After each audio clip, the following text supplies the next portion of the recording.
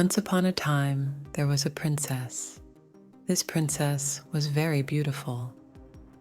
However, she was bewitched, and with the spell cast on the princess, she would remain beautiful during the day and become ugly at night.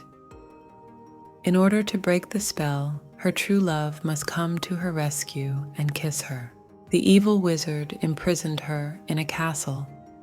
She put a dragon on her door so that no one could reach her.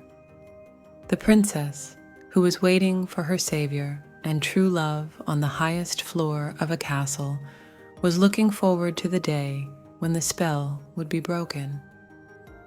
Those who dared to save the princess always ended in death. That's why no one had the courage to save Princess Fiona. Many princes went to save Fiona, but how did she cope with hunger during this time? A Shrek theory suggests that Princess Fiona is actually a cannibal, and despite this being a dark and disturbing thought, it's surprisingly plausible. Upon its release in 2001, Shrek quickly became one of the most significant movies of all time.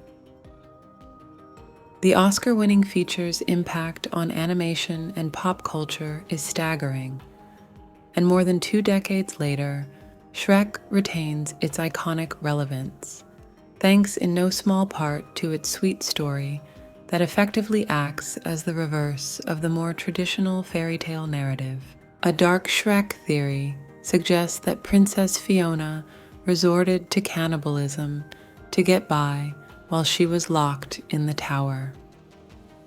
It is suggested that eating the flesh of the knights who came to rescue her was the way Princess Fiona was able to survive during her captivity.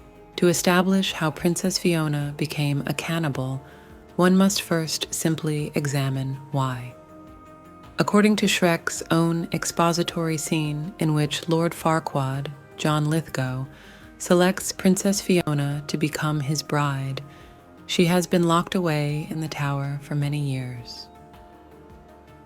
The movie establishes that she has been in the tower for roughly 20 years prior to Shrek's arrival, which is an awfully long time to live in isolation without picking up a few strange habits.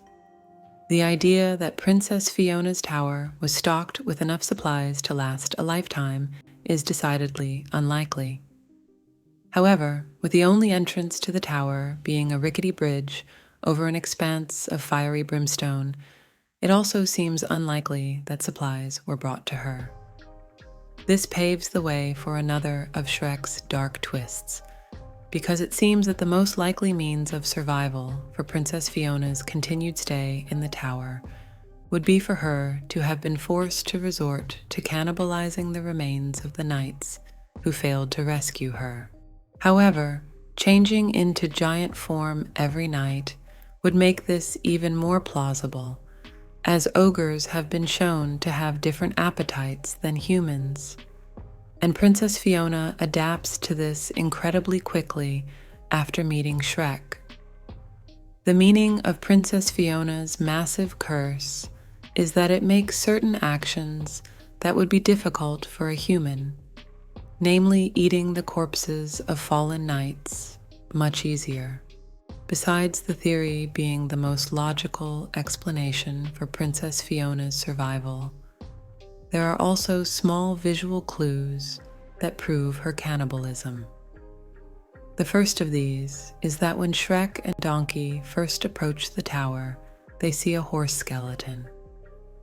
This means that the horse was not eaten by Princess Fiona or the dragon, as it is completely intact and is some distance from the tower.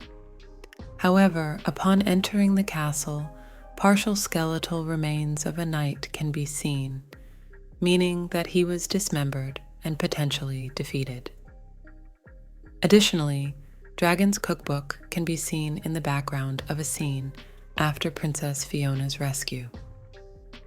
On the page titled Knight's Treats, he is standing next to a cauldron that is open and large enough to fit a human body. The obvious implication is that the dragon cooks people. Since Dragon's preferences for cooked meat are unknown, it appears that this preparation method was more for Princess Fiona's benefit, further proving the cannibalism theory.